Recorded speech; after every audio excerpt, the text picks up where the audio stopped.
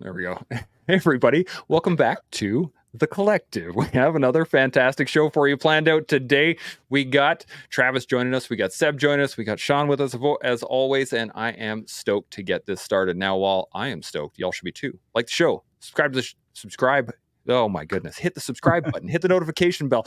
We're giggling so much before the show that I'm now all kinds of messed up. But if any of y'all out there have any thoughts, questions, comments, by all means, put them up in the comment section. We can engage those throughout the show.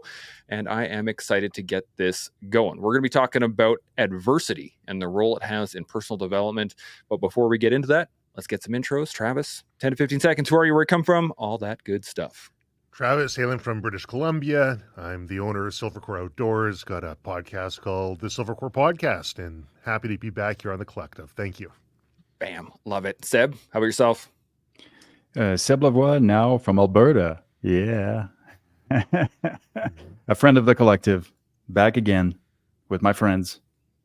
Love it. Love it. Sean, how's the mountains?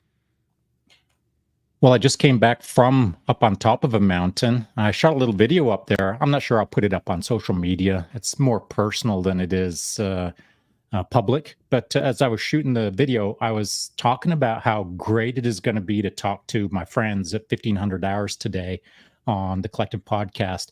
And I did mention in the video that no one will get to see this. It's going in the bank or going in the can, that we're recording this for a future date. And I just took a moment up on top of the mountain to think about how freaking lucky we all are to hang out with each other and learn from each other and swap ideas and just basically chew the fat on the subject of the day. I sometimes pinch myself on how I found myself to be in this circumstance with really cool people like this. So I guess, at the end of the day, as I was about to depart from the top of the mountain, I just kind of wrapped it all up in my head with none of these things happen by accident. All four of us are here for a reason. It isn't just because we all fell off the back of the turnip truck. It's not just some random moment in the universe. We all created this moment together, and it's, I think, created just based on living a really good life and trying to do our best and somehow all aligning in the right direction. So I guess I'm just going to take the moment to say, hey, thanks, boys, for being really cool and getting to share my life with you and you sharing your life with me. I really appreciate it. It is our pleasure. I'm going to speak for the boys here. It's our pleasure getting to chat with everybody here. And interestingly enough, Travis and I were talking about this beforehand, and the beauty of the network, in that when you start doing your best around people who are doing their best, then it starts to magnify and starts to expand, and then you introduce other cool people. And I know I got introduced to Seb, who introduced me to you, who then and all of the awesome 600 some odd guests we've had on the Collective now. It's ridiculous the amount of people that have been on the show. But I am stoked to get this started. And this is a topic that I know is near and dear to all of your guys' hearts, but we're going to dive into it from some very different realms. So I have one question for you right off the bat. What does adversity mean to you? I'm going to start with Seb. After having the adversity of moving to a whole nother province, what do you got? Yeah, I would say adversity to me is anything that forces me to elevate, and anything that's difficult, anything that's outside the realm of what somebody would consider easy, anything that would be outside the realm of anything that people might consider comfortable. That is adversity, and it comes in, all context of life, really. And I think all of it is an opportunity to elevate ourselves as people. And how we do that is going to be discussed for the next 2 hours as we're breaking it down. But in a nutshell, that's about it for me. Love it. Travis, what are your first thoughts on this? I was just trying to jot something down madly while Seb was talking there. Adversity, I look at adversity in a couple different ways. I look at group adversity. I look at individual adversity. And I personally will compartmentalize these things into different ways. But what is adversity? It's the forge in which our personality and ourselves in which we're strengthened. It's how the opportunities that we are presented with that allow us to grow. It's not adversity isn't the blows that knock us down. It's the opportunity that allows us to build ourselves better. Bam. That's going to be a clip. Don't you worry. That's a great line. I love that. Sean, what are your first thoughts on this? No, we don't got you. Okay. There we go. Now you got me. Now we, Okay, sorry now we about got that. So when I was listening to both of the fellas there, their definitions are in line with my sense of the meaning of adversity. However, I just want to refine it for me and be very pointed about the definition for me. And that is, adversity isn't adversity unless it is creating change. So if change isn't being created, then the moment wasn't adverse enough, or you didn't spend long enough thinking about the moment. And so when you're in the thick of it, if it's hard enough, if it's bad enough, if it's outrageous enough, it will create change within you. But if it's all of those things and you don't think about the change or what changed in you or how it changed you, then the adversity was missed, was lost, a lost opportunity. So again, for me, adversity is something that is, we'll call it intense enough that it manufactures change within you. What kind of change is for you to determine by considering it after the fact. This is a really great place to kind of kick it off. And I'm the reason I wanted to get your guys' definitions on it was, we all kind of come at it from a similar way. We all have our own little pieces to it, to add to it, a little development of it from there. But if we're talking about difficult experiences, we're talking about how those things influence us throughout life. So I'm wondering, it seems like there's a plus side to adversity. Absolutely, generates change, but can there be a negative? Can there be a overall a negative, like to prolonged adversity? If you're constantly in a adverse condition, is that a bad thing? What do you guys think? Let's go Sean first, breaking it up. So if your question is, can you be in adversity too long? Is that your question? I'm hitting all the buttons wrong here, but yes, that's basically what it comes down to. And then if you are, is there ways to mitigate it? Okay. So in my opinion, I don't think there's such a thing as you can be in adversity for too long, because let's pretend for a moment, just for the simple thought construct, you've now just been told that you're going to be in adversity forever. And so in my experience has been this, that eventually the adversity just normalizes. Like the actual 100% adversity moment on day one, even though it stays 100% adverse, eventually you gain some sort of homeostasis, you gain some sense of equilibrium, you gain some sense of, I got this. And it doesn't mean that the adversity went away. It just means that you're taking the abnormal and making it normal. And I feel that that's been certain chunks of my life where I've been in some abnormal situations. The abnormality didn't just disappear overnight. It was there the next day. But day after day after day, I just learned how to normalize it. And so I want to believe that if someone told me you're going to be in adversity every second of every day for the rest of your life, what it would mean to me is I would find a way to normalize that. That's a very good way to look at it. Seb, what are you thinking on this? Yeah, we know that adversity leads to two outcomes. It's either post-traumatic growth or post-traumatic issues, right? But I think that adversity itself has nothing to do with that. We are the limiting factor as human beings. So I agree with Sean. And this is, when I say we, it includes the person speaking. It's not just about everybody else that somehow is going through this, that doesn't have the ability to deal with things, because that would be pretty arrogant and definitely not the case. But certainly, I think that starting with understanding that we can take whatever we want on, is that simple, starts the reframing. When Travis jumped on and said something that was very interesting to me, he was talking about, is this adversity or an opportunity? Well, this is where your framing starts.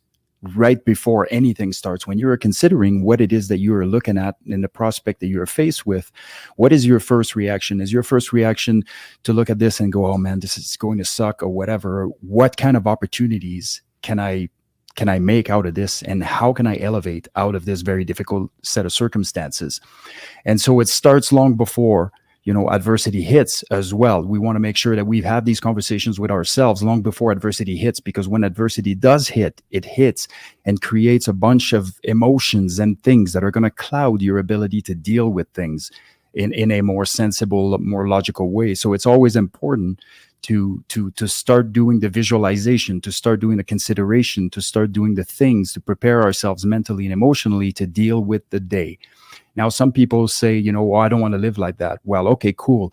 Walk around with blinders on until you get hit sideways, and then try to make sense of what's going on within and outside you. I will challenge that. You have two types of hearts here. Pick the heart that's better for you in the long run. And so for me, it's always about going through the scenarios. What if this happened? How would I react? What kind of opportunity could I drum up out of that? And so I do believe that from a sort of a simplified standpoint, yes, adversity can create two types of reaction, but adversity itself has not changed. You have. Ooh, I like where this is going. Travis, what are your thoughts on this? They're all over the board. So I'm going to try and get them together into something that kind of makes sense here. But adversity can cause change. Lack of adversity can cause change. I remember being out of high school, and a friend of mine who's done very well for himself, had a great upbringing, loving family, had all the opportunities through life up until that point. And he was lamenting to me how upset he was that he lacked adversity in his life and how terrible his life was because he hadn't had these challenges. And he started putting himself into situations to try and find challenges. And I thought that was kind of an interesting perspective. When you ask, is too much adversity a bad thing? I don't think adversity in and of itself is a bad thing. It's like Shakespeare said, it's neither good nor bad, but thinking makes it so. It's how we approach it and how we deal with it that can be bad. I think somebody has to recognize the situation they're in and say, is this good adversity? Is this bad adversity, right?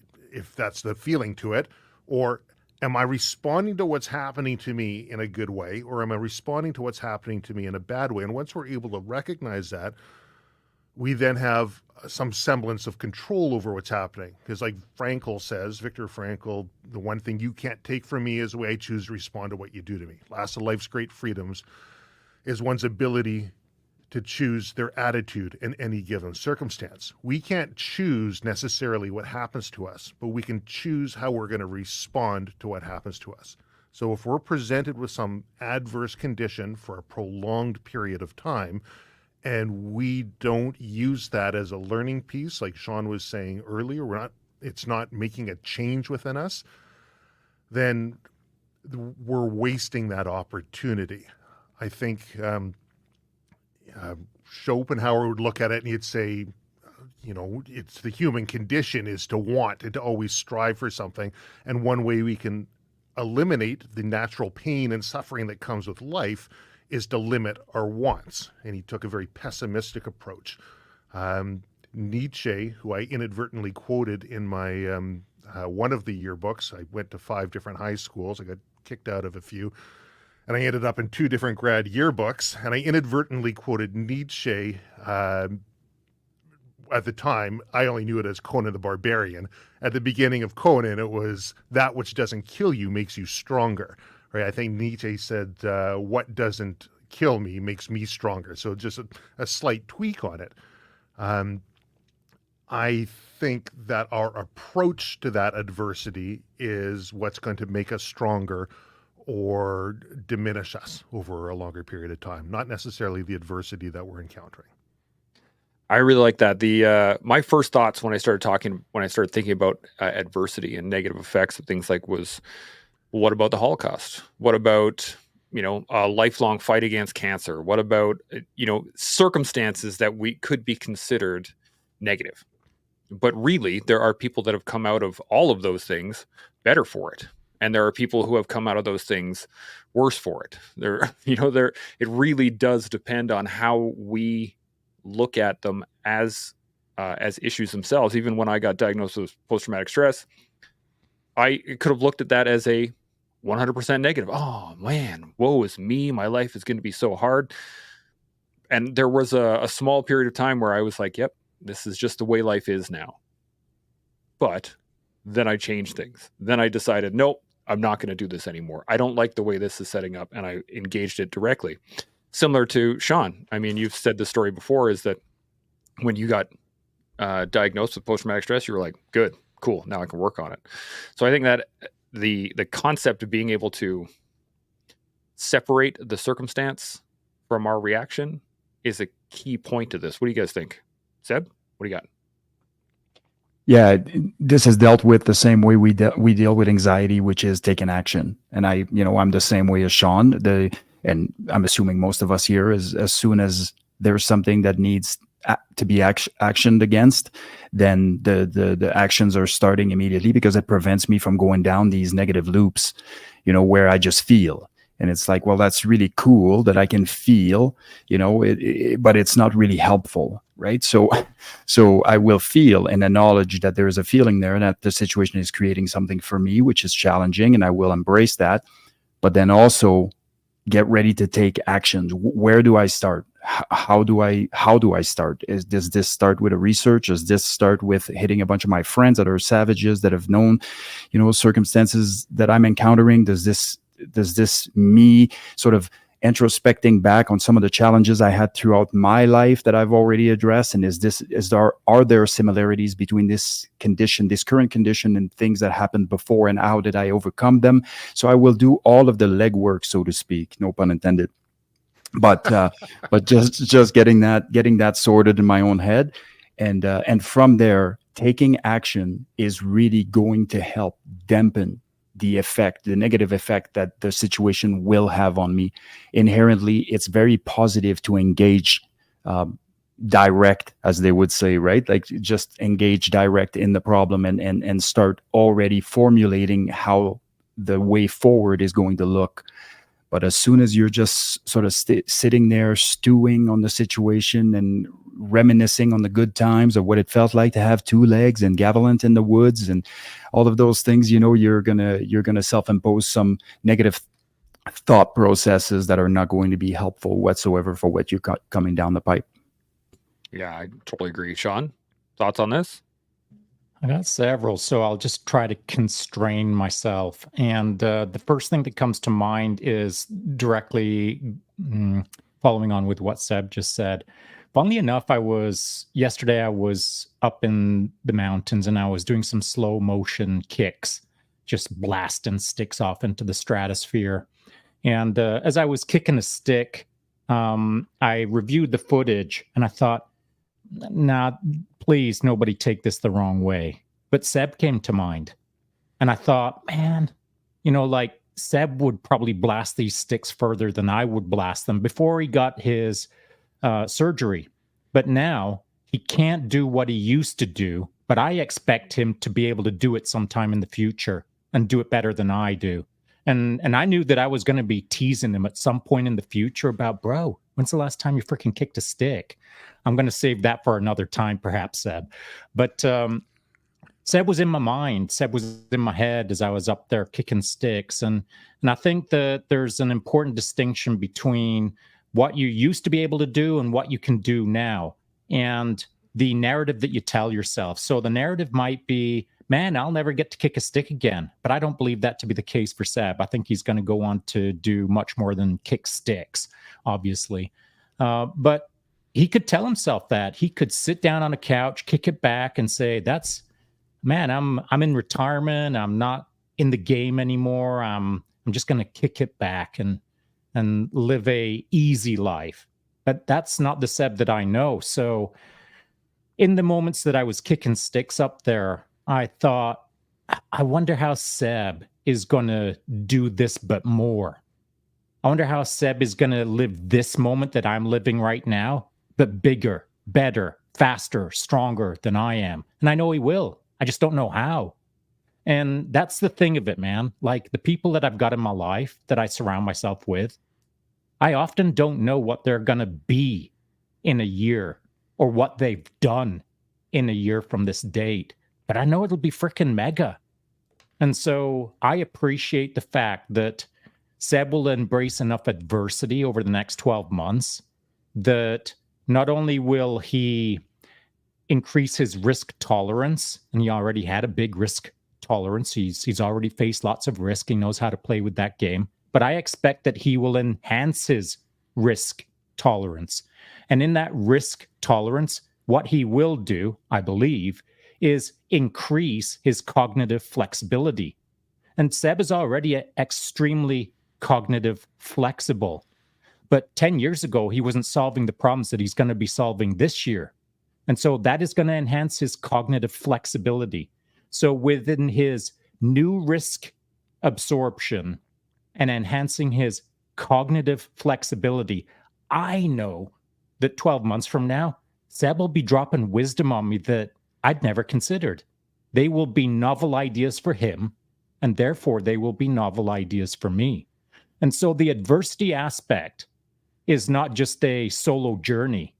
The adversity aspect is surrounding yourself with people who accept adversity.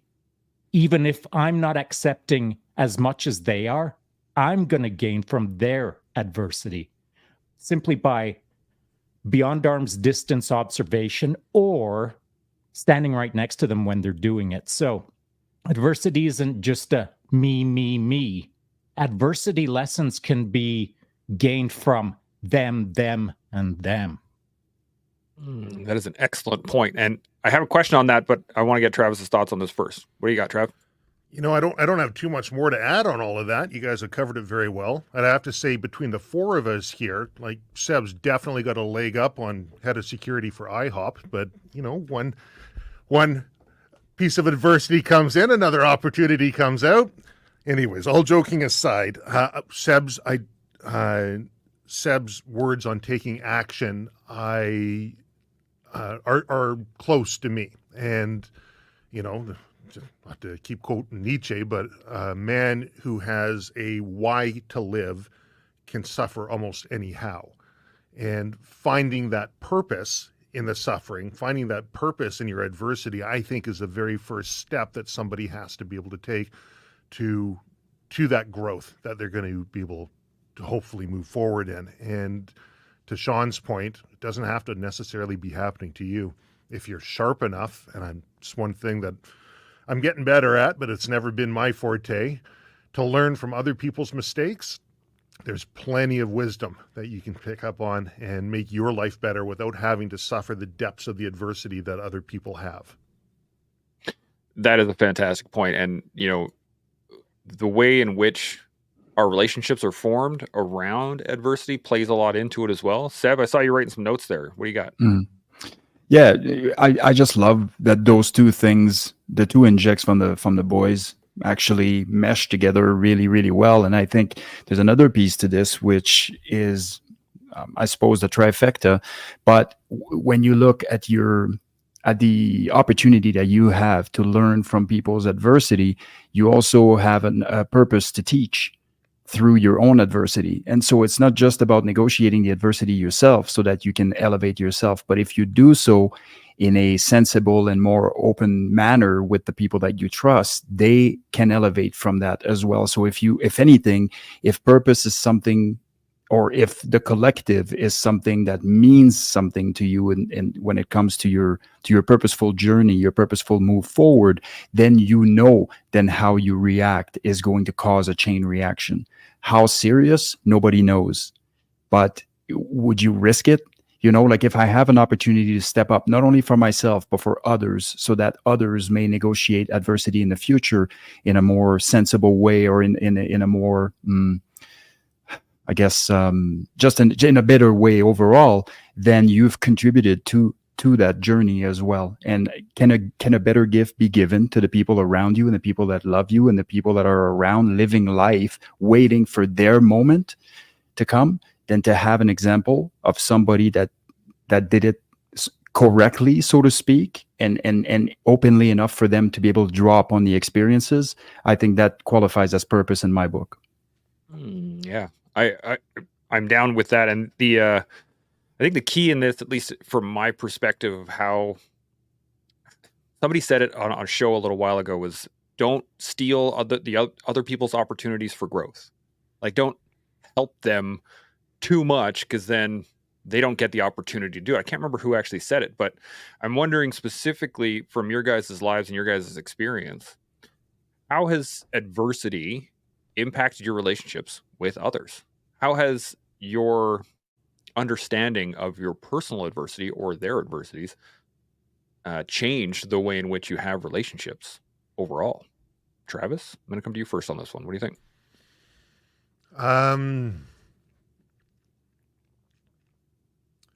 That's a good question. How has adversity changed in how I interact with other people? Well, it makes me a very private person and very selective in who I let into my close circle. That's one way of being able to manage adversity into the future and to expose yourself to people who can help you grow. I think that would probably be the most succinct way that I could sum up how adversity has changed my relationships. It's allowed me to be a lot more selective in who I will let get close. I like that. I really do. Sean, thoughts on this? Well, I'll preface the question with establishing maybe the baseline of I didn't know much about adversity in context of me standing next to someone else and having a conversation with them about it, because my life was generally so private and I was generally doing my own thing so much that I didn't really pay deep attention to everyone around me that were generally heading in the same direction as I was.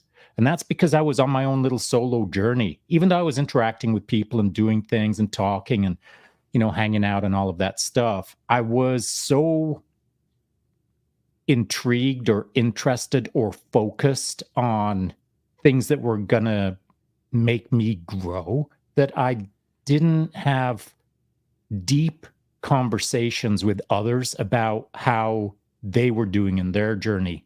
And so with that in place, it's only been over the last 2 years that I've been getting more and more involved with social media that I've come to understand that my sense of a life filled with adversity is different than others.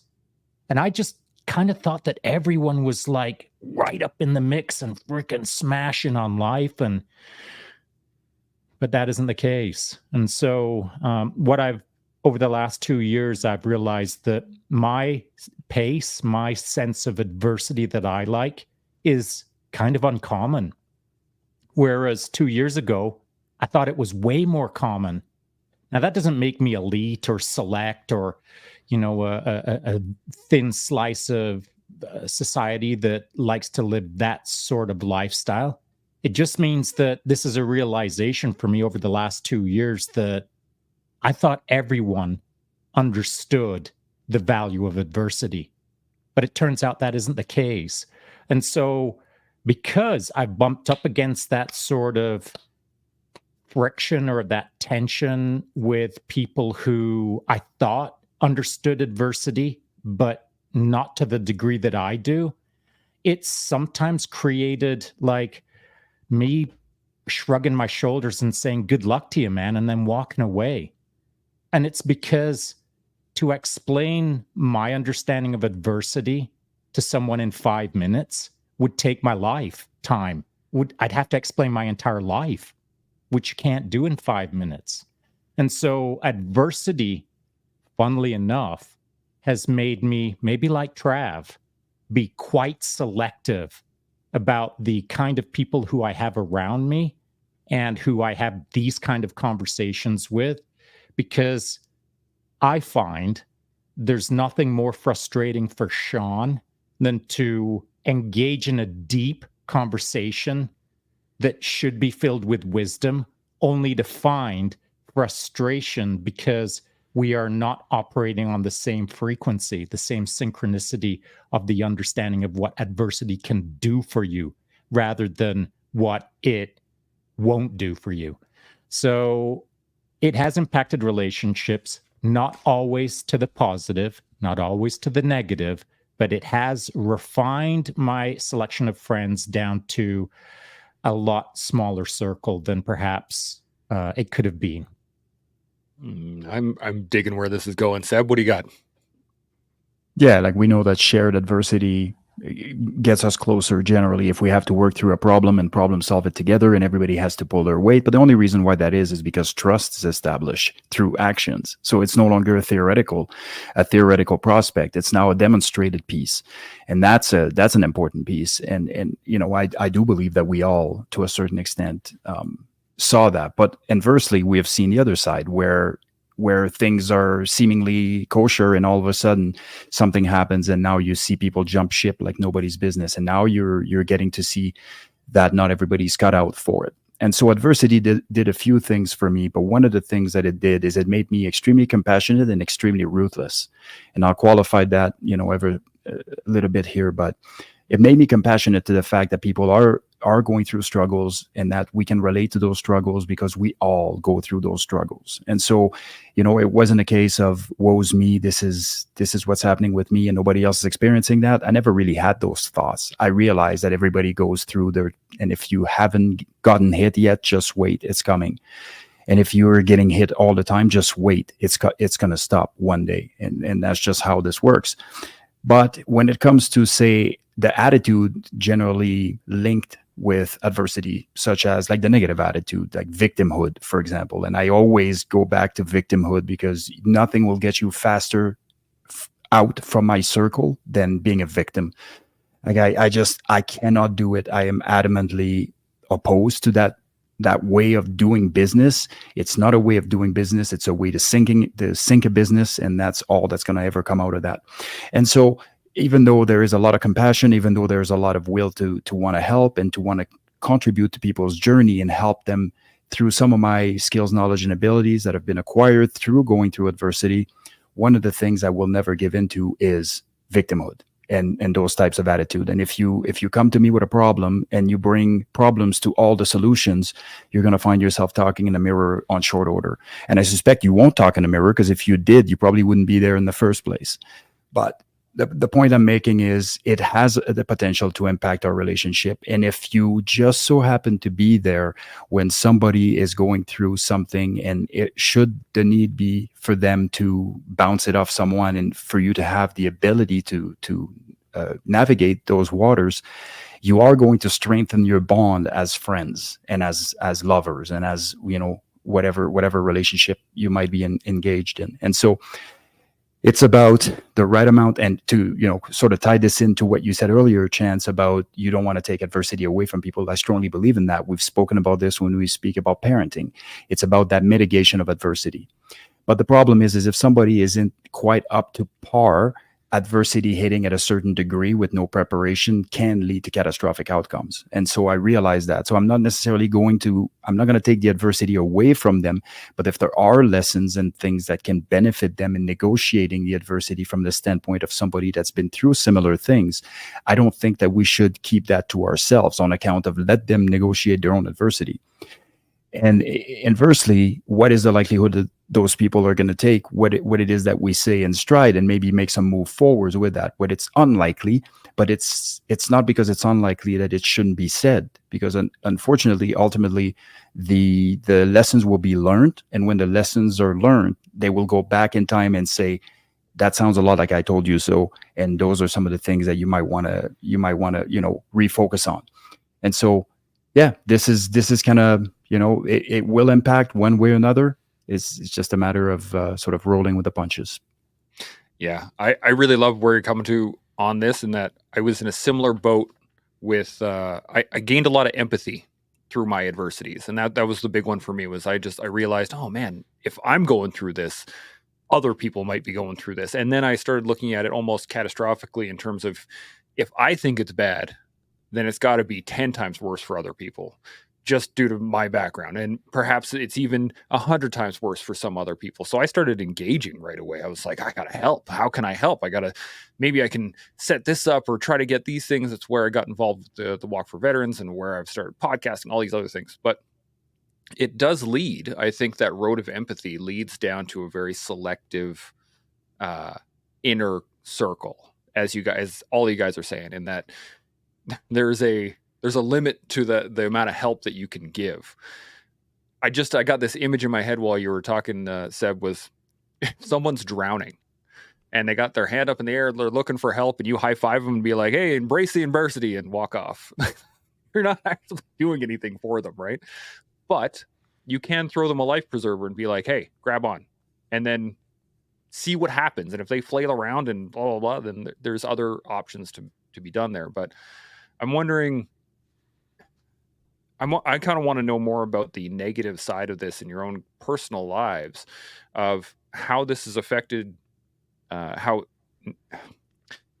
adversity has negatively affected your relationship with others. But how did you build back from that? Like, we've all had negative experiences from people taking advantage or us giving too much. How have you kind of flipped the script without completely blocking yourself off? Travis, what do you think? Well, I think there's a few things that have come up, and I think we have to be cautious when, Chance, you're talking about the level of severity of somebody's adversity, or the perception of that level of severity, because it's always going to be relative. What you've gone through and what somebody else has gone through, I know it's been talked about in the collective before, but it's going to be based on, like in law, they talk about the common man principle. Somebody with the same life experience and the same situation would come up with a similar conclusion. Everyone's background is going to be different. Everyone's ability to cope and adapt is going to be different. So I think, yes, compassion is very important, to be compassionate for other people. And I've looked at studies where new mothers have lost a child, and the psychophysiological response in their body is very similar to somebody who's much younger, who's maybe got kicked out of school, or something's happened to them that to them it's catastrophic, but it's the outside observer would say, look, there's levels to things, but how it affects us is going to be very, very similar. So I think we have to be cautious about ascribing a weight value to it, as well as saying that there's a limit to what we can give. I think there's a limit to what somebody can accept. I think the best thing we can do is give through our example, because just as it's been mentioned earlier, we're not going to be solving people's problems for them, but we can provide an example that maybe can adjust their perspective on the adversity that they're going through. If they're open to hearing that, fantastic, you've done your job. If they're not, then that's where that limit is set. And that's where we make it hard. You're floating down that river of life, and there's people that are drowning. They're going to cling on to anything. They see you and you're above water and things look good. They're going to try and crawl you under. And there's going to be a natural inclination to, particularly people who serve, to want to be of assistance and help others. But I think the best way that they can help is through their example, and providing that perspective on the adversity of maybe a different way to look at it, the outsider perspective. Just like was mentioned earlier, okay, you learned a lot, now you can teach. You asked about the negative. Oh, sorry, Jim Shockey, he was on the show before, and I remember he had a throwaway comment talking about how he had provided his kids everything. And then he threw away comment. He kind of looked off to the side, and it kind of like it dawned on him. He's like, maybe I've done him a disservice. Maybe I've deprived them of the opportunity to fail and to learn and get these things on their own. And I think that if we're trying to do everything for somebody and fix them, like it's been said, we're depriving them of that opportunity to actually grow, to fail or succeed.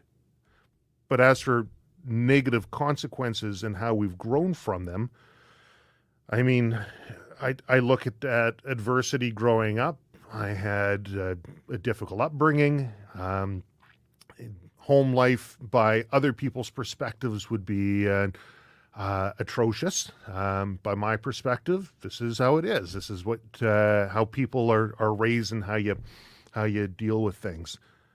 I was provided perspective later on in life, and I used that to limit the negative influence that was around me and to create an environment for my family and for my children that's going to be absent of that negativity or the adversity that's sort of uncalled for or unwarranted. I mentioned I went to a few different high schools. I went to 3 elementary schools, 5 different high schools, and a couple of night schools, and graduated with honors. I did well, but I used that adversity and I realized, like, I'm not stupid. I keep getting kicked out of these places, and I was getting poor grades up until graduating, where grade 4, I got straight A's. Grade 12, I got high enough marks to be on the honor roll. But maybe there's a paradigm that I don't fit in, but I can create my own. So I'll use that adversity, and I became an entrepreneur. And I found ways that I can provide an example for others to assist them along their journey. And I love that. I absolutely love helping people create and move from one point to another. But if they're the victim mentality, or they're wanting me to do everything for them, there's going to be a hard, fast line of separation. Yeah, I told my son this earlier, with the fact that I'm not doing it for you. I'll assist you. I'll hand you pieces or something. He's building a Lego set, and I was like, I'll sort some pieces for you, but I'm not building it. You can build it on your own. And that's a minor example of it, but in a similar way. Sean, any thoughts on this? Yeah, so I want to just clean up something that I said earlier, and that is the fact that throughout my life, I've tended to refine my group of friends so that it is smaller rather than larger. And that is because I like to be surrounded by people who are familiar with what adversity is, rather than just now discovering it and they're not sure how to work with it. I don't mind communicating with people like that. I don't mind being involved with people like that. But at my core, if I'm trying to get things done and I want to go hard, I want to be surrounded by people who've been there and done that as well. And so I love to be surrounded by people who are competent in adversity. However, I don't want anyone out there to think that those people all look like this panel, because they don't. I've got friends who no one knows about that have faced all kinds of adversity, and they're like ultra nerds. They're like, they've never worn green. They've never carried a rifle. They've never lived in the dirt. They've never done what society would deem as adverse. But their careers are so academically rigorous, are so demanding, that they face their adversity through the lens of academics or through the lens of a learned person, we'll call it. And I've learned just as much from those people who have done the sweat equity in their mind versus someone who's just done sweat equity with their biceps. So my group friends, my close friends, my inner circle friends are people who aren't just bayonets on the end of a rifle. In fact, they've never been within a mile of a bayonet. And so I don't want to paint a picture out there in anyone's mind that Sean's friends are all hard chargers. They're people who are broad, but have pushed their own personal pace in all kinds of different ways. And that can look like a lot of things to a lot of people. So I just wanted to clear that up in case anyone misconstrued what I was saying. As to negative, I think when I left Tier 1, I've stated before in podcasts that I found myself standing on the sidewalk in Ottawa, waiting for a light to change. I looked over at a guy, and he was jogging on one spot, pretending that he was working super hard, but he was so uncomfortable standing next to me as I eyeballed him that he just had to look at his watch and check his heart rate as he was pretending to be in the game. And so I looked at that guy and I thought, how would I even have a conversation with this guy? How would I explain myself to him? Because he's just uncomfortable standing next to me. So in his world, I'm the adversity. And so what's the negative?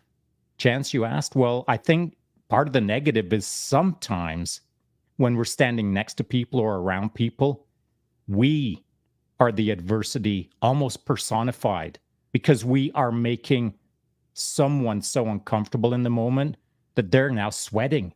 Their pulse is racing. Their pupils are enlarged because they've just never been around perhaps someone so intense or so weird or so whatever, fill in the blank, whatever word you want, that is there to represent adversity for that person. And so one of my negatives, I suppose, is sometimes I'm quite intense and people are not always used to that. So that's what I would categorize as a negative coming out of the adversity lifestyle that I've led.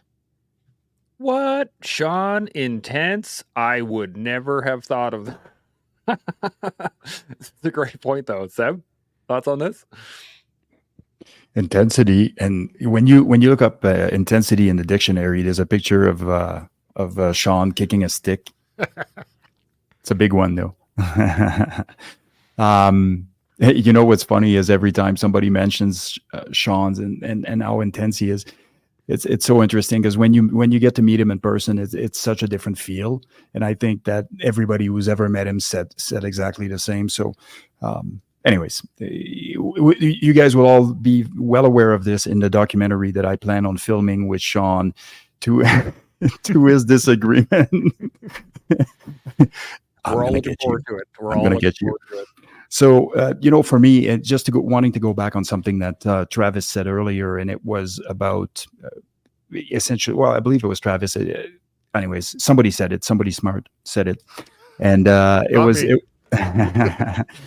when you demonstrate, when you are demonstrating instead of explaining, and I mean, we all can agree that that's the case. I mean, you can talk as much as you want, but what I want to see is what you do. I will listen and sort of take it with a grain of salt and be like, cool beans. Let's see what happens. And when it does happen, I'm going back, evaluating the reaction and to see if the thoughts and the words are aligned. And that makes me either gain a ton of respect for somebody or lose it.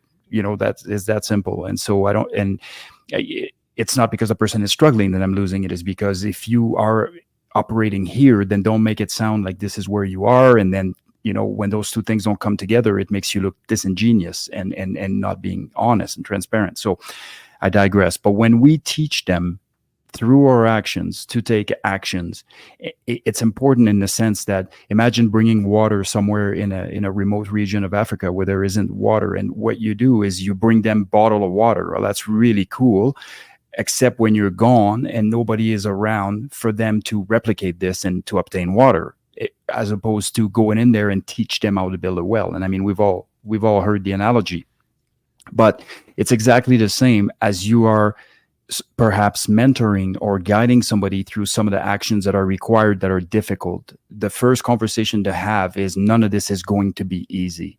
None of it is. Even if I'm here to help, even if I'm here for you to bounce stuff off, even if we can have really, really meaningful and insightful conversation that are going to bring about potentially some solutions or some options for you, ultimately you have to do the work.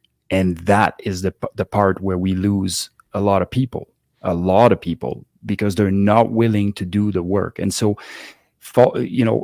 discussing a course of action, expecting a certain reaction, sort of in line with what actions need to be taken, and reevaluating and reassessing, how did that work out for you? How did that work? How did that, are you in a better place? Are you in a worse place? Like, what are some of the feedback that you can get from that? And eventually what happens is they are learning through you, essentially how they have the inner strength and capability to deal with the things that are coming down the pipe for them. And that is way more important than to have a person that you can consistently tap into that will come out and save the day every single time for you. It's not how this should work. You should want to discover the mechanisms that you will employ to overcome, not somebody tell you do this, do that, do this, do that. And so, it's a very strategic approach to communication that you're going to have when you're having these very difficult conversations with somebody that might be asking for your input or might be asking for your help or whatever the case may be. And so you're going to have to be able to delineate, what am I giving here that's doing too much of the work, too much of the heavy lifting that isn't going to be conducive to them reducing their own stress response next time it happens because they didn't do it on their own. And so, and again, I can launch into a whole bunch of examples of this, but I can't think of anybody more adamantly against affirmative action than people that can benefit from affirmative actions. And there's a reason why that is, because you're essentially taking it away from them. And that is, something that anybody who's qualified and capable never wants to undergo. Anyways, I digress. I like it. I'm tracking the whole way, and I think this brings a really great point into this, and the fact that Travis brought this up a little bit earlier about how his, him looking at his upbringing later on in life could be considered a little bit adverse. I know Sean and I have discussed this many times of, his background could be looked at as adverse. I know, Seb, same thing with you and same thing with me. And the fact that, when we experience adversity, especially early in life, I think it shapes kind of how we develop throughout life if we're directed with it, because it can become a pity party pretty fast, especially when you're young and you don't really know how to deal with it. And it feels like the world is against you. And there's a whole lot of things that can be bad. But again, it comes back to our own personal feelings on it. And I'm wondering, how do you think facing adversity in early life shapes our own personal development? What do you guys think? Sean, I'm going to hit you first on this one. What do you think? Well, I think it shapes everyone. It's to what degree and in what direction. And I don't think it's singular either. I don't think it's one-dimensional. I think it's multifaceted. And so if we want to call the adversity something like childhood trauma as the example, which is a pretty common term nowadays, it wasn't something that was bantered around in 20 years ago. Childhood trauma just wasn't a common discussion. It seems to be more common now. And the not emerging science, but the established science of childhood trauma and its ripple-on impact throughout your life is legit as far as I'm concerned. But it's what you do with the childhood trauma, or it's what you do with the early phases of your life, how you work through that to turn it into a positive or turn it into a strength or turn it into a pro rather than a con. And quite frankly, I think it's an area that deserves a lot more pointed discussion on helping people turn their trauma into a positive, which sounds weird, but I do believe that that's the thing that has to happen. Is childhood trauma has to be openly discussed by a whole pile of people so that it becomes a normal part of a daily conversation that someone can, if not have a conversation with someone else that they've never been able to have, but at the very least, have a conversation with themselves in their mind so that they can consider, man, that thing that happened to me, I wonder if that's made me the person who I am when it comes to this moment, ... whatever the moment is. Or why do I always ... when something happens ... Making these connections in our mind, at the very least, is a starting point. But I think the best possible outcome is for someone to understand that early childhood struggles or adversity or trauma or challenges, these things have left an impact on us that isn't such a negative or such a positive that it can't be adjusted. In other words, whatever happened to you back in the day, I think can be modified today for the future. But that'll never happen unless a person sits down and at the very least has the conversation with themselves in their own mind as to, okay, this is what it is. Now I've got to face it and learn from it and do better in the future with it. Start the conversation at the very least with yourself. And if you're courageous enough, you'll have that conversation with someone else. That's a beautiful point. Seb, thoughts? Yeah, I don't know how many times we've said this on this platform, but everything starts with introspection. If there is no introspection, don't assume that things are going to miraculously appear in such a light that you will feel compelled to address them. Introspection is an action that you are taking with in mind wanting to affect an outcome. It's not just something that a realization that you come to, because it's good to realize something, but then what happens as a result of that realization, and how do I start self-regulating or get better in a certain realm once I discover that I need work in that very realm. And so in order to mitigate, say, things like childhood trauma or any trauma, for example, we need to first be introspective enough to understand how it's affecting us. And if you don't understand technically how it's affecting you, then you understand that somebody out there is paid the big bucks to figure it out. And so you can engage in that process. So it doesn't take the action that needs to be taken away from you. It simply means that you need some technical guidance, and that's absolutely good to go. Go ahead and do that. And once you have that information, then you could go back and now you can address all these other things. But I think, sometimes it can be a terrifying prospect to look at something. And if you realize that so many areas of your life, or that it bled into so many areas of your life, that now it's affected everything. Well, we fix things the way we do anything, one thing at a time. Like, it's not about taking on the entire operation. It's about taking on small parts of the operation. But if I took one bit out and made it better for you, how much better can your life be? Making micro decisions that are going to have a lasting impact on your daily operations. And a lot of the times we're vastly underestimating how affected we are by certain things. And once you change them, so I'll give you an example in the physical realm. Say, for example, you've had a bad shoulder for 20 years, which I'm pretty sure anybody on the panel has.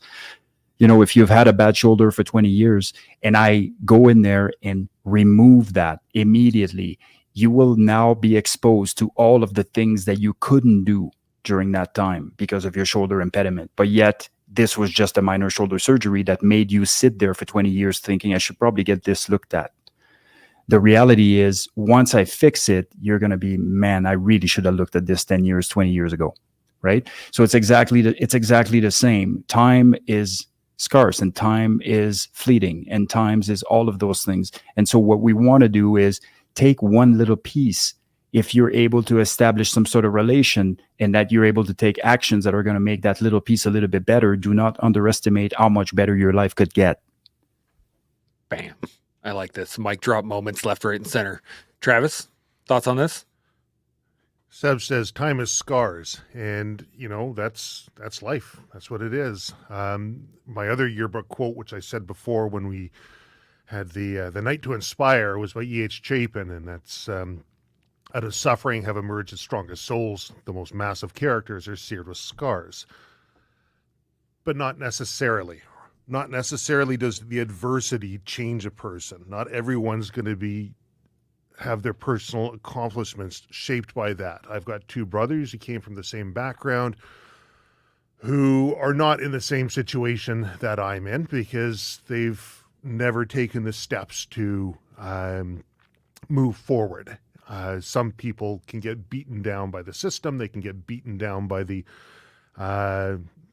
adversity that they've suffered and not even realize they lack that perspective. Because when you're in it, maybe you think you're tough. Bones heal, bruises go away. But the emotional and psychological effects associated with control, associated with adversity or different things that you could be going through can have an indelible print on anybody's mind, especially one that's forming. And if they don't have that perspective to look back and say, oh, like we were talking about, maybe I do this because of that, they're going to have to find a way to get that perspective. And not every talk doc or professional is going to be providing them with that valuable information that they require. In fact, there's a lot of talk docs that are scared to provide information to an individual because it's not necessarily what that individual wants to hear. And Jordan Peterson's talked about this one at length, but going down the road of that pity party where people want to go back and say, well, you know, you're probably angry with people because of how you're treated here, or you probably give up on things easy here because of how you're treated over there. And people get these labels and they get these ideas and like, okay, this is why I'm giving up and I got a little thing I can work on. I think people are incredibly lucky nowadays to have AI, which is growing at leaps and bounds. If somebody is suffering adversity, to be able to plug in what they're feeling, what they're thinking, what's going on, and any relevant background that they can into AI and say, you know, talk to me as if you're coming from the perspective of Frankel, or talk to me as you're coming from the perspective of an educated professional, and what advice would you have? And they can kind of pick through and find little action points so they can move forward. But I think there's a disservice to a lot of people to over-identify why they are now based on what they were in the past, because at the end of the day, it really doesn't matter what happened to the past. What matters is how you're going to move forward. And if you can find these little pieces of the puzzle that'll move you forward in a systematic and progressive way, I'm not going to change who I am in my psyche, but I can be disciplined in my approach to how I move forward so I can mitigate adversity that I've seen in the past to the best of my ability. Perspective is such a powerful thing. I was thinking about this a little bit earlier, and I've heard this many times from all kinds of people. You know, the gym is my therapy. The bike is my therapy. The whatever is my therapy. And I'm not harping on the fact that everyone should go to a therapist, but therapy is therapy, right? The gym is the gym. The friggin' bike is the bike. If you're using those things in order to gain perspective on life, or you're using those things in order to gain perspective in a certain way, that's great. But I think a lot of us, I can speak for myself included, there was a point in time where I believed that what is right now will forever be. Like, just that this is the way life is now. And then there's no real future perspective on this. There's no real development of introspection. There's no time taken to develop from this point right now. And, you know, Sean, you mentioned this on the last show on Friday where, you know, you said most people don't take the time to really think in this moment. And I replied with, I don't think a lot of people even know that this moment exists to begin with. And I think this is a big issue with a lot of people in terms of perspective. So how do we show people how powerful that perspective is? John, I'm going to come back to you. What do you think? I'm going to talk about ROE shortly. That is resilience, outcome, expectations. So I'll come back to that. I want to talk about something first, which is still in line with this conversation, Chance. And I'm going to throw this question to you guys. I'm curious as to your thoughts on it. So I'll have to come back to ROE in the near future. So I'll establish that I've been doing martial arts for a long time, but I didn't show my martial arts to the world up until just recently, and I'm still showing it. I still got a couple of tricks up my sleeve that no one's seen, and that might be fun. I might show it, I might not. Who knows? We'll see. But up until about 4-ish months ago, no one had ever seen me do a side kick. No one had seen me do a roundhouse kick. No one had seen me blast anything into the stratosphere. I just wasn't showing it. And whatever random little photos that I've put up on social media over the last couple of years, maybe me doing a flying side kick when I was back in the commando, or judo throwing someone through the planet, they're just still photos. They're just photos. And those photos don't actually capture someone's abilities within martial arts. And so the only person who knows a bit about my martial arts in my friend group is Seb, because we've rolled together on the Brazilian Jiu-Jitsu mats. And beyond that, we haven't gone out in nature and sidekicked a whole bunch of trees. Maybe we will in the future. But I was really reluctant to put that stuff up on social media. And what I've noticed is I've been building on the initial introduction to my martial arts when I first threw up a stick and kicked it and kind of smiled at the camera and then carried on with my day. The first time I did that, I didn't realize that yesterday I'd be doing slow motion side kicks for the internet. I just didn't think I would ever show any of that stuff, to my point. So I've always said, don't explain it to me. Show it to me. Don't tell me how good you are. Show me how good you are. Don't tell me a long story about what you're gonna do. Just go frickin' do it. And then show me what you've done after you've done it. And so I found myself in like a little bit of a hypocritical position where I'll say to someone, bro, I don't even want to hear what you're going to do over the next year. Hit me up in a year when you've done what you said you're going to do. Impress me with that. So I was talking about, I've got 40 years of martial arts. I used to be able to do this and that, but I wasn't demonstrating it. And I didn't want to demonstrate it because all of that stuff is quite private to me, because I still got a little bit of that shinobi mindset, that ninja mindset, that no one gets to see what I do, because life is a bit of deception, believe it or not, in my world. And so that's kind of part of my DNA. It was driven into me. I don't like to show all my cards. But now I'm showing some of my cards, and it's uncomfortable. But as I see it, to Seb's point, the only way to encourage people to go out there and face their own adversity, the only way for someone to go out there and get resilience in the moment is to be inspired to go do some bonkers things, to take on a little bit of risk, to do things that might make you feel uncomfortable, do hard things. So I was saying go do hard things, but I wasn't showing a lot of hard things.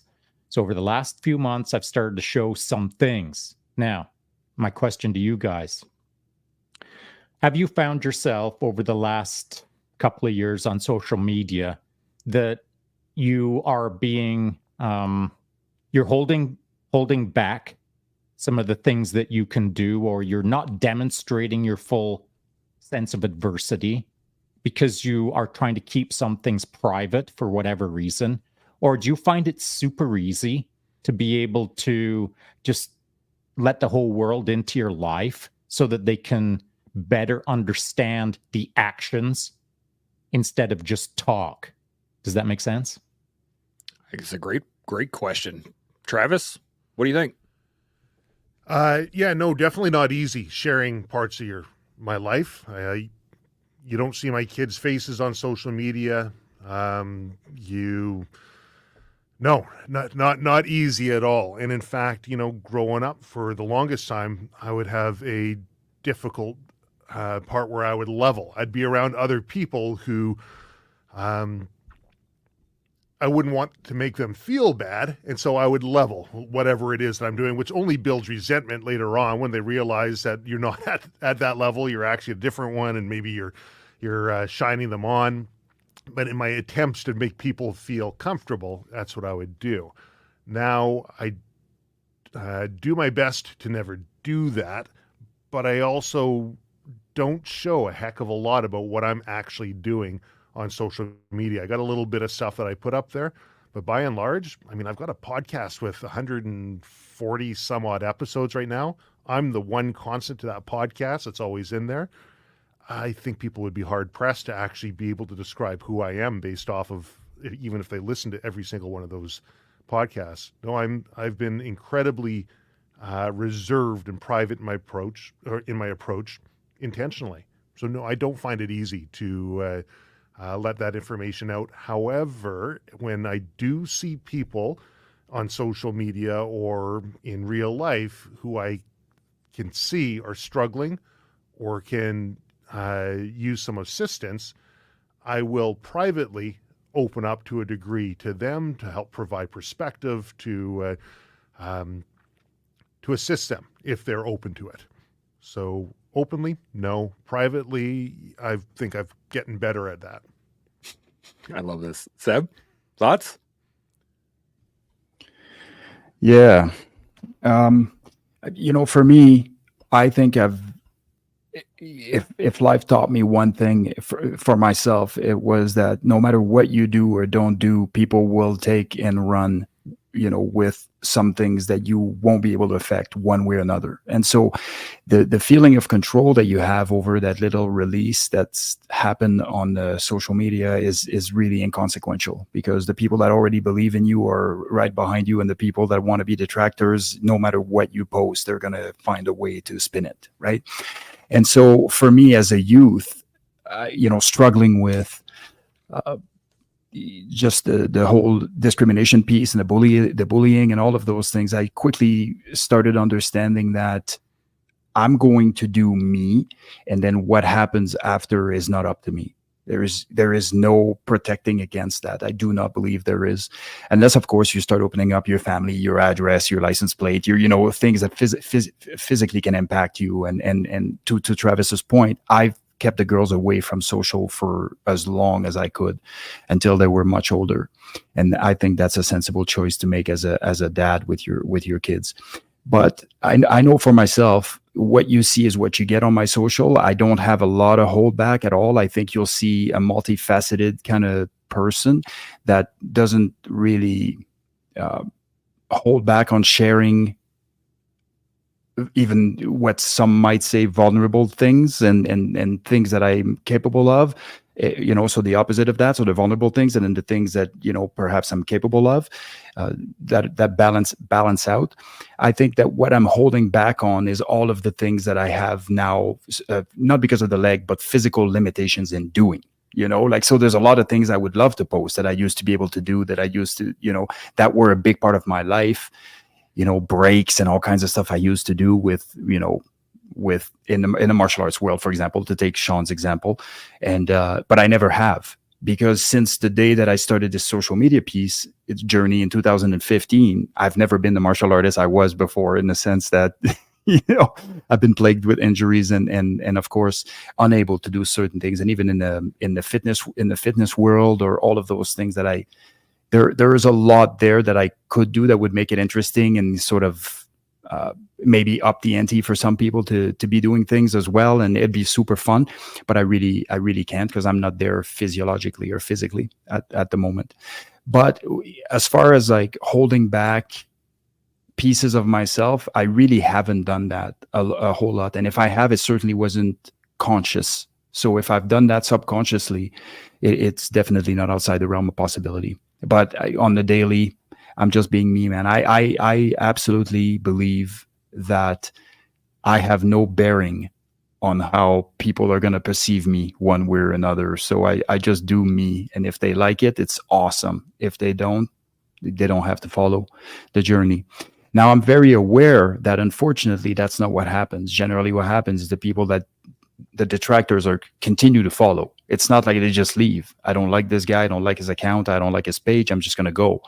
And they stay within, and it can get a little cancerous at times. And I think recognizing that these people are in your sphere, and I've had a few of those recently, where people that haven't said anything in 5 years on my social are all of a sudden, questioning what kind of license I have to have Achilles in the mall, and what kind of, like they want to know everything about everything, because the entire time, and it's very telling of the story, the entire time they're sitting back, watching, taking it all in. They never engage with anything. They're judging. Eventually something creates an emotional reactions in them. And then they feel compelled to express that in a way that's very telling of how they felt all along.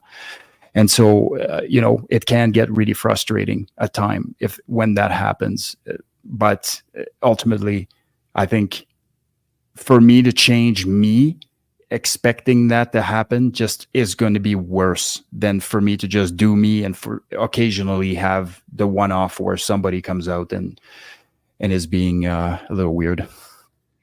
This is a very interesting question. And I've been thinking about it while you guys have been talking here, and the fact that I kind of do both. I know that I'm very open about my vulnerabilities. I'm very open about the struggles that I've gone through over the years in social media. I am quite open about how I feel on a regular basis, but I really struggle putting anything out there that I think would be braggadocious or makes me look good in any way. Or like, I just, even when Sean, you came to me at one point and you're all like, why aren't you putting any videos about the jiu-jitsu out? And I'm like, I didn't even know where to begin, because anything that I put myself in of me doing jiu-jitsu, I feel like I'm bragging. And I don't like that feeling. But over time, I've gotten a little bit better at it. But still, even to this day, I don't like the feeling of sharing things that make me, at least in my mind, would make me look good. I am much more open. I'm happy to share any kind of vulnerability or anything about traumas or therapy or dealing with my issues. I'm happy to talk about that all day long. But if someone asks me, like, oh, how often do you beat the crap out of your white belts in jiu-jitsu? I'm like, I don't really want to talk about that. It doesn't I don't feel good about it, at least in my mind.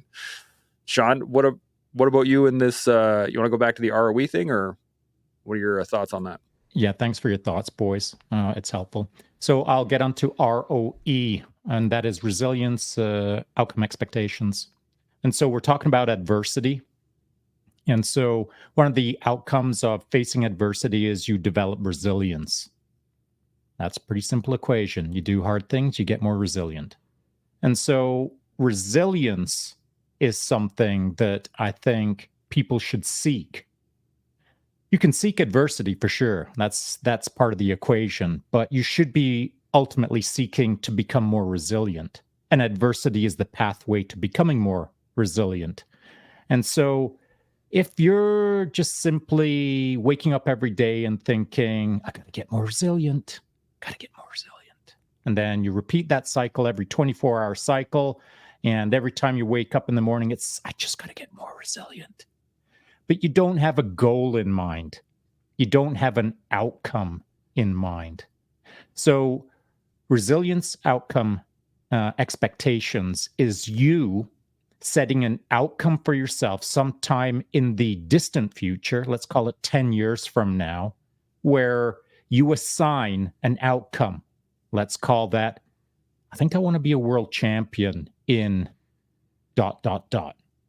Now, will you ever become a world champion? It doesn't matter. It really actually doesn't matter. What does matter is that you identify an outcome somewhere off in the distance that you're going to pursue. Why is that important? Because now you have a long distance expectation for yourself.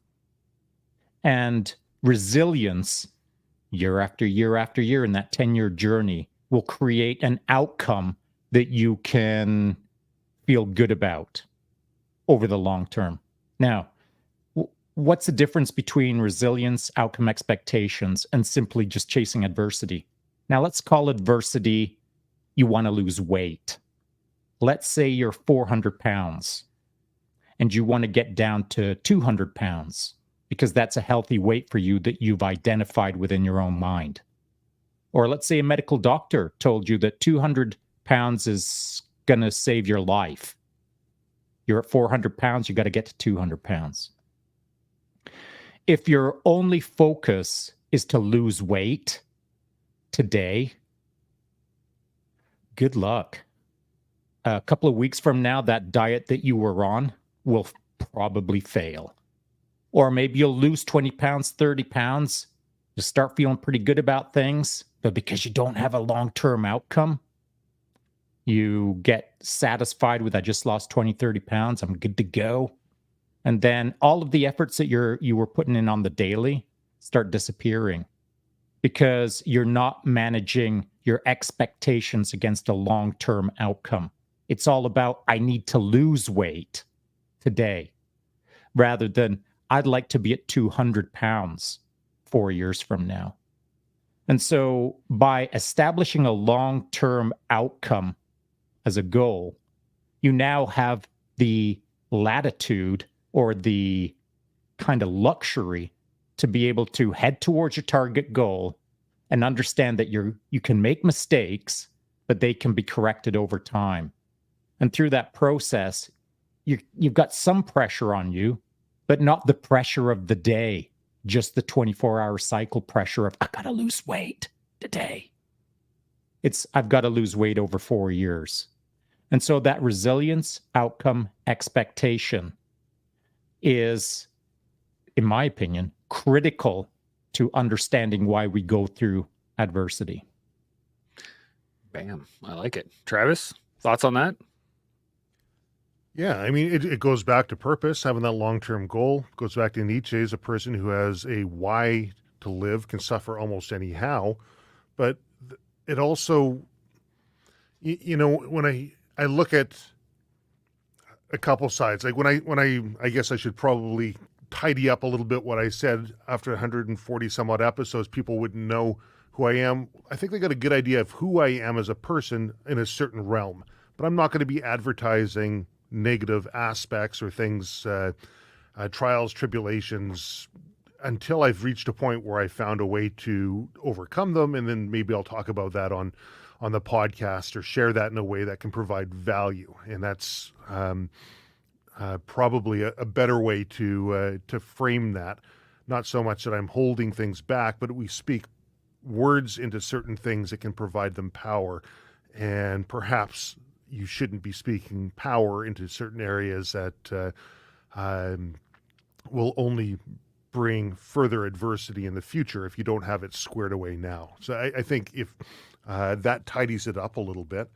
But, you know, Sean, you're talking about making mistakes, and I think that's a fundamental part towards adversity, is people understanding that failure isn't fatal.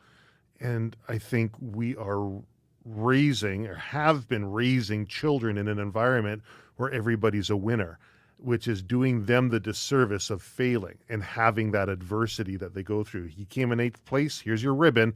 All it does is it devalues a person who got in first place's ribbon, and it demotivates a person and humiliates a person who came in 8th place. I think understanding that failure is stepping stones to success. If we're not failing, we're not pushing ourselves hard enough. We're seeing a consistent change for the negative in our life because we're just not pushing ourselves. Understanding that failure is not fatal, and it's the important piece of the puzzle that adversity provides us to get to resilience, is, I think, a key piece of the puzzle here. That's a beautiful point. It actually reminded me of one of the things that I struggled with when I was in the military, was the fact that we're kind of a no-fail army. And it got explained to me on a regular basis that we had certain tasks within the regiment that they were no-fail tasks. It didn't matter what you had to do, that you had, these things will succeed. And a lot of times what that turned into was people turning in paperwork that was not correct, or certain vehicles not being listed as inoperable because we need to have the vehicle in order to do this exercise, which was a no-fail, and it creates a kind of a pathway of failure all around by having no failure. So it's a really great point. Seb, you got any thoughts on this? I wonder who came up with that. Some general that's been in an admin position for their some sort of promotion project. You know, I just want to tie in what Sean was talking about earlier, because I think there's a way to develop that even a little bit further. So, you know, when you look at the outcome that you are, the desired outcome, so to speak, where 4 years down the line, I will reach a 200 pound, and that's cool. And you have your own reasons for doing that, but make sure you do have your own reasons for doing that. What is it that you want to do once you hit that 200 pound mark? What are some of the things that you weren't able to engage in that you would love to engage in once you have a body weight that's more manageable and less pressure on your joints and less of everything, less risk of a heart attack? You know, are there certain things that you never thought you could do that you could engage in, like a marathon or even a 10K run or whatever the case may be? Because I'm assuming if you're 400 pounds, there is going to be a lot of things that you're looking from the sideline going, I wish I could do this. Once that 200-pound mark hits in 4 years, you will have the ability to do all of these and play catch up with a lot of the things. So tie in more than just one dimension. Not that Sean was promoting to tie in just one dimension, but make sure to have all these different dimensions attached to that goal. And so it's becoming even more important for you to reach it. Once that's established and you have your outcome laid out for you, not in the way that you're going to necessarily take it on the daily, but what you want the outcome to be 4 years from now, start thinking that that's 50 pounds a year. That means that you will have moved forward 50 pounds a year. That's 1 pound a week that you are going to be better off. And it's the same with the jiu-jitsu journey. How long does it take to have a black belt? I don't know, but it takes one day to be better than yesterday. And that's all you should be concerned with. Those are tallying up the micro wins in the direction of travel, in the direction of your goals, and really help cement that discipline piece that you are going to need. And yes, a little bit of motivation. I said it happens, and that's life. But setting those micro wins in the context of your mission execution towards the mission statement, which is in 4 years, I want to be 200 pounds lighter. I'm going to be healthier. I'll be around for my kids. I want to engage in some other things. I want to do all those things. So you really build up this general outcome that will give you all of the oomph that you need to do the work daily. But understand that every day that you do the work, you're actually getting better. So it's not like you have to wait 4 years to be delivered your work. Your work will gradually, take its form as you're negotiating it. And that's an important piece. I 100% agree with that. And I think you put it quite well.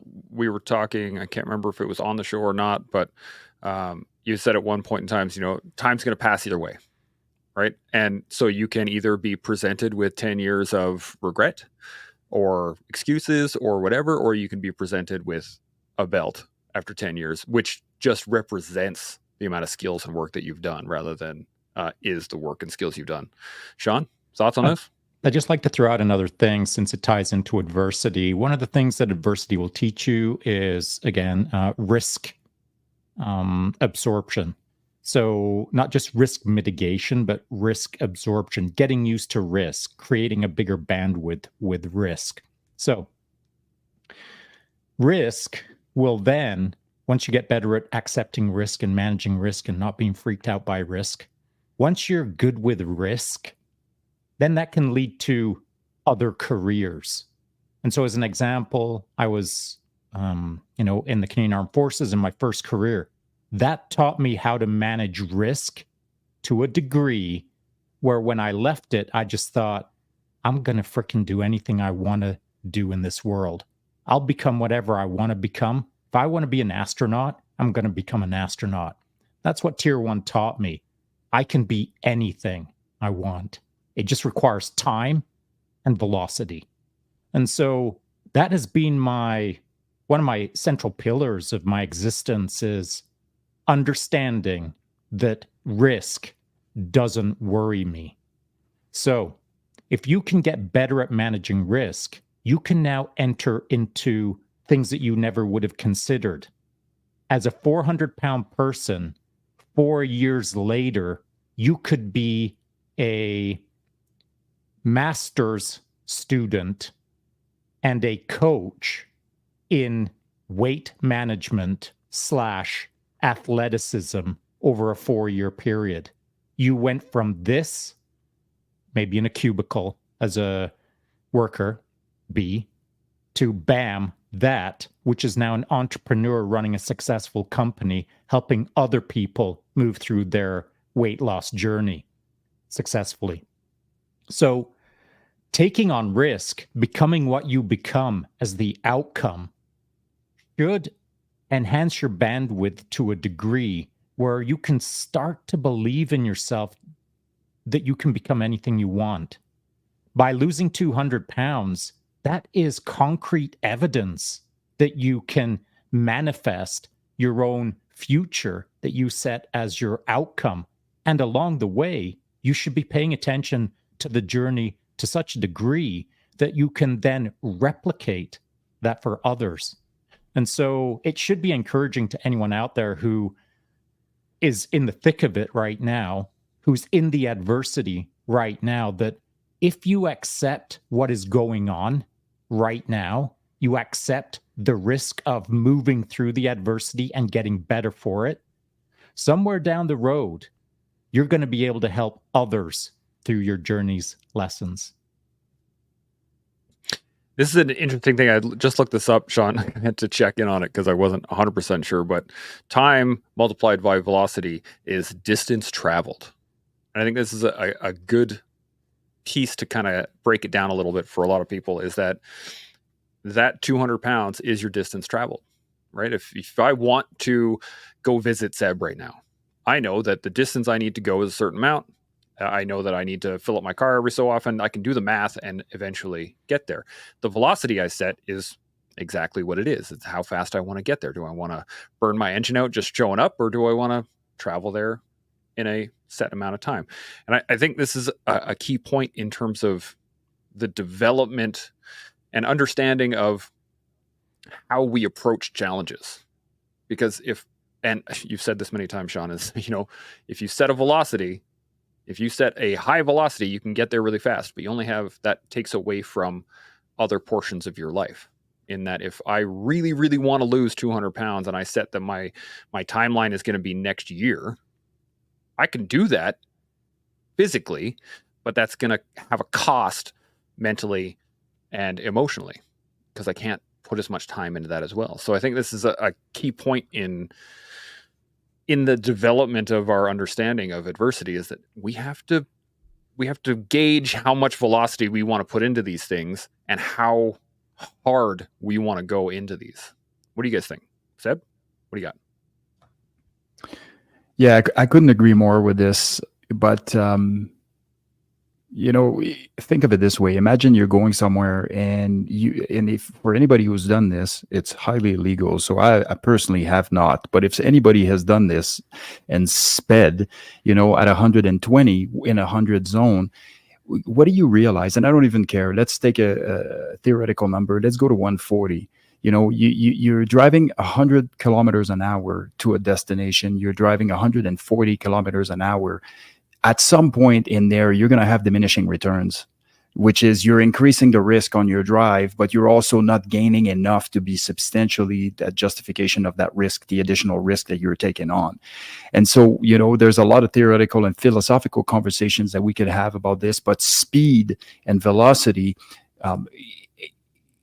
are one aspect of this. The engagement and the angles by which, are you taking the correct actions? All of those things play an important part. The velocity is one aspect of this, unless you have all the other things that have to be lined up as well in order for you to optimize the use of said velocity, if that makes any sense. And so I think that people will inherently sort of think, if I go faster and stronger, it's automatically better. And that's not necessarily the case. Like, if all things be considered and all things be equal, yes, if you are doing that, you will. But you also drove 40 above the speed limit and showed up 10 minutes, in advance of what your GPS was calling for at the speed limit. And so was the additional risk and was the additional strain on all of the other things, as Sean alluded to, because yes, if you're engaging full bore in something and you want it yesterday, you may find yourself in a situation where everything else takes a back seat to it. And that carries an incredible amount of risk. So what is the reason why that needs to happen? And if the prioritization is done correctly, and essentially the doctor or whoever said to you, you got a year to live if you don't make some drastic changes, then all of those things are fair game. You are going to want to do the things as fast and as efficiently as you can and engage in it fully, regardless of what the collateral costs might be. But I think that's a conversation that we as humans need to have with ourselves. I could go a lot faster here. The outcome may not come much faster if I'm not changing other aspects of how I do business. And also, what is the cost associated with me engaging in this 10 hours a day instead of 3, Yeah, absolutely. Travis, you got any thoughts on this? Yeah, most people don't have a doctor says I'm going to die unless I have it by this point. Most people's goals that they set are simply up in their head, and they have to understand that speed is relative. I mean, Einstein covered that. I mean, you're on a train, you're running. How fast are you actually running? We're sitting here on Earth, it's orbiting. How fast are we actually going? I start comparing myself to other people around me. How fast am I going? And I think that's a really good point that Seb makes. And it goes Earl Nightingale's definition of success. Success is the progressive realization of a worthy ideal. Set that worthy ideal. If you don't have a hard time when you have to be, a hard deadline when you have to meet that by, are we progressively realizing that? And understand that when we look at that, we have to look at that at the macro. It doesn't mean every single day, whoop, I failed today, I'm a failure, I didn't progress today, that's it, I might as well give up, or I'm back to square one. Pull out a little bit and look at the macro. Maybe you had a bad day. Maybe circumstances came up. Maybe something, whatever it might be. But next day, are you going to correct that? By the end of the week, are you better than you were at the end of last week? And when you start taking that macro perspective and you look at that purpose that you're working towards and that adversity that's driving you towards it, I think people will find that they are successful, whatever that worthy ideal is that they're setting for themselves. I think a lot of people's ideals are less fleshed out than what people realize as well, is that they, I want to be a superstar. Well, what does that even mean? It could be anything. So that's a great point though. Sean, thoughts? Yeah, success. It's funny, just before I hopped into this podcast, I had my phone running on my headphones, and it was a podcast with, oh my goodness, I've forgotten his name, Chris Williams. Is it Chris Williams? Oh yeah, and with Modern Wisdom. Yeah, that's it. Cameron Haynes and Chris Williams, and it was just a short clip, and the clip kind of went along these lines. I'll butcher it a little bit, but this was the general scope. He proposed to Cameron Haynes, like, just think about all the people who you consider successful. And they rattled off some big names, and it was Jocko and David Goggins and blah, blah, blah. Just common names to include Chris himself. And so, who do you think is successful? And then the second part of the statement was, and when you look at them, they are all fit and they're all disciplined. And they didn't just start that yesterday. That's kind of how they've run their life. Is they've focused on disciplined approach to life, and they've focused on being fit in life, fit in business, fit physically, fit emotionally. And so fit and disciplined is currently, I believe, a proxy for what is considered to be successful in life, generally speaking, nowadays, at least among several million people who track these characters, these larger than life characters who are running extremely successful podcasts. So I look at the names that were spit out, and I consider them to be success stories. And that success is an outcome of a lot of invisible hard work, a lot of invisible discipline, a lot of sweat, blood, and tears that not a lot of people get to see, except maybe the immediate circle around these larger than life characters. So when I was listening to that, I thought, man, what is success? And I know we've talked about it on the podcast in the past, but I really do believe that not enough people have considered or defined within their own mind, what does success look like for me? What would I feel good about as an outcome that I could think, that is me being successful? It should be a practical exercise that everyone has to sit down and do every once in a while to reframe their sense of what does a successful trajectory look like as an outcome. It's something that somehow I believe has been maybe frowned upon to some degree, because by considering how to be successful, it goes back to what Chance was saying, and I feel it very much myself as well every time I post up on social media. I don't want to be braggadocious. So if you're pursuing excellence and pursuing success, but at the same time, you feel like that's braggadocious and it feels like that's beyond me. I don't deserve that. That is a cognitive dissonance that I feel myself. It's not that I want to beat the world, and it's not that I'm trying to be the man. I just want maximum in life for Sean and those around him. That's what I consider to be a form of success. Goodness for me, goodness for everyone that I'm involved with, we win. And so by wanting that, but at the same time portraying success that can be deemed as braggadocious, then that goes back to what Seb was saying. Well, who cares, man? And I'm paraphrasing, just do you. Do you and see how it all plays out for everyone else. They'll either love it or hate it. It doesn't matter. You can't change that. Just do you. And so we've got success, we've got do you, we've got braggadocious. And when you take those three states, it creates complexity. It's quite a puzzle to solve. And I feel the cognitive dissonance of that. What do you guys think? I'm in the same boat, and I'm going to add on to your thought here, Sean, with a little bit of, you talked about fitness. And I think a lot of people think of fitness in terms of health or physical fitness, like I'm strong and I'm capable or whatever. But I came at it from an angle of evolutionary fitness, about fitting the requirement of your environment. And that I think that is one of the keys. Instead of whether they are physically fit or not, they are fitting the environment that they're in. And I think you talked about this at 1.2, Sean, was the fact that, you know, if you are training for jiu-jitsu, then your body will become what you need in jiu-jitsu. If you're training to be a power lifter, your body will become what you need to be a power lifter, or an electrician or a plumber or whatever it is, if you're training to do that. And I think this is an added point to your equation here, Sean, is to add in actual fitness for the environment that you're getting yourself into. Are you fit for that environment? Are you ready for it? Are you prepared for it? All that stuff. So that's where my thoughts went on that. Travis, you got any thoughts on what Sean was saying? Yeah, you know, that cognitive dissonance is real. It's something that is felt, and that's part of the reason why I don't post certain things. Some accomplishments I've had, I never bother posting up. I try to be very strategic in what I put up and look at what value it's going to bring somebody else.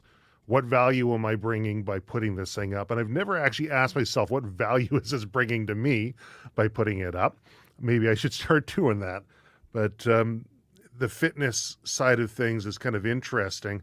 And it's something that Seb seems to have very well squared away, the emotional, spiritual, mental fitness, the physical fitness, having all of those things kind of combined.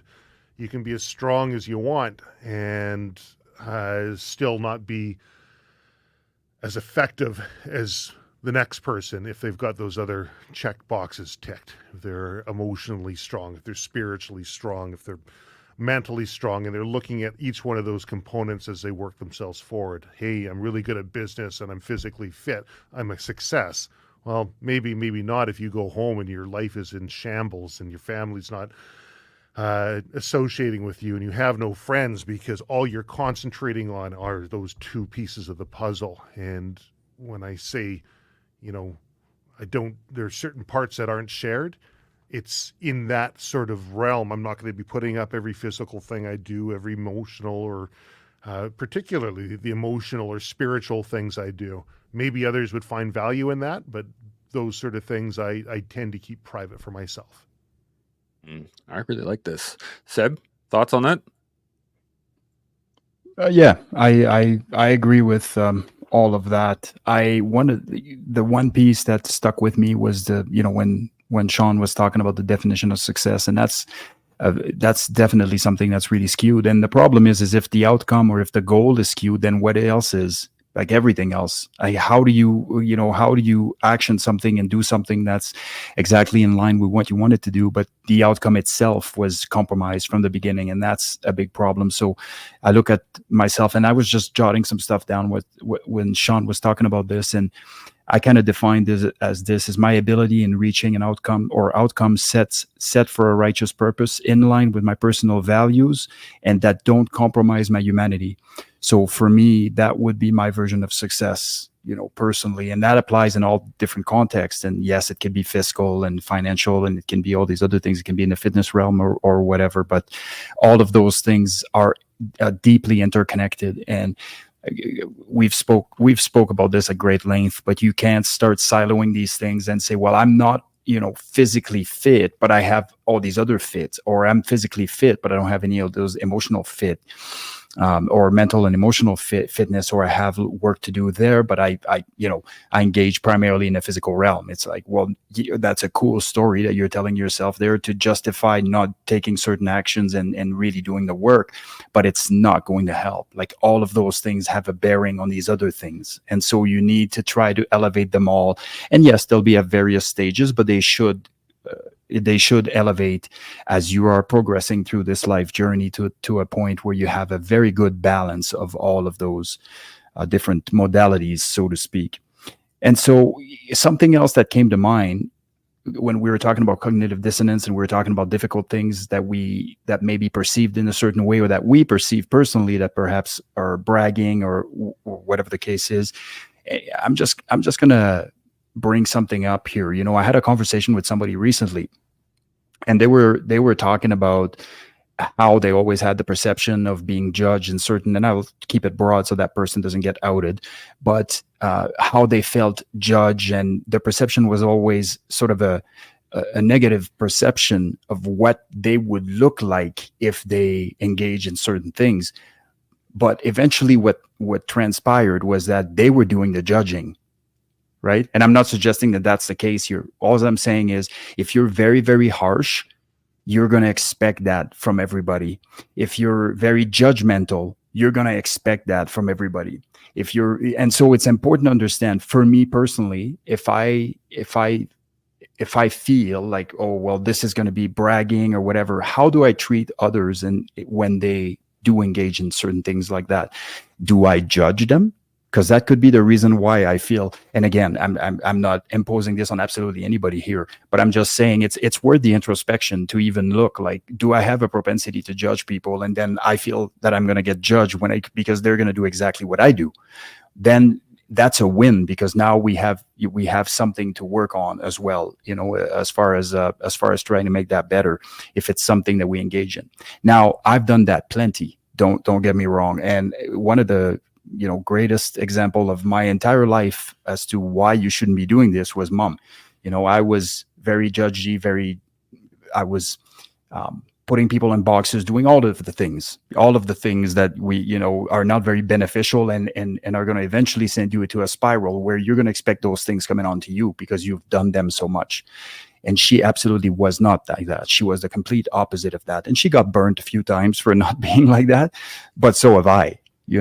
And when she passed away in 2009, I walked out of my car. I lived in BC at the time. She was in Montreal, of course. I walked out of my car at the funeral home, and the line was going right around the building. And I'm serious. I mean, the last time I saw a lineup like this was when Bruce Lee passed away, and I knew none of that. Right. I knew nothing of that. I knew that people liked her, and I knew that she helped people, and I knew all of those things, but I had no idea that every foot along the lineup was a person of a completely different walks of life, looking completely different, having blue hair, red hair, fat, skinny, people, professionals, people that are vagrants, like the list goes on and on. There was such a disparity in who was there and why. To basically love back on her really taught me a valuable lesson. You've been spending your time doing a lot more judging than you say you have, and now you're expecting that from everybody. So you're what's the word I'm looking for? Projecting, right? So just I think I thought it was worth mentioning, like just how much projection am I actually doing on account of how I treat others? That is a fantastic point. I was actually sitting around the table with my kids last night, and we were having this conversation specifically about the projection and the fact that most people's insecurities will be projected on other people. So if you if you judge other people, you will feel that they are judging you. If and that's, we were talking about bullies and stuff like that in school, but that's a fantastic point. Sean, you got any thoughts on this? I do, and I do agree with Seb. I think he's at the heart of the matter. He's correct, though there are some nuances to it. As an example, I was raised as a silent professional, and so it's hard to break out of that mold. It's hard to show anyone anything. It's just how I was raised. And so I found it incredibly challenging to let people see parts of my life. But I take that on as part of the adversity journey. It makes me uncomfortable, though. I will say that. And maybe having thought about it as Seb was speaking, given that I'm struggling to just a small degree between braggadocious and displaying parts of my life and the adversities within those, I'm doing it in a way that it feels authentic to me. It feels like I'm doing my best. It feels like I'm heading in generally the right direction.